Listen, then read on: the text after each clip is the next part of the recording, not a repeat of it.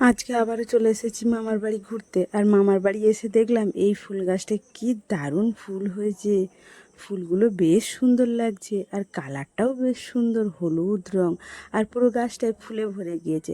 গাছটা ওই প্রাচীরের ওপরে হয়েছে আর চারিদিকে ফুল হয়ে রয়েছে। আর আমি এখন সেই ফুলগুলোই দেখছি যে কেমন লাগছে, কটা কি ফুল হয়েছে, কত সুন্দর লাগছে। পুরো গাছটায় ফুলে ভরে গিয়েছে আর চারিদিকে এই হলুদ ফুল ভরে গিয়েছে।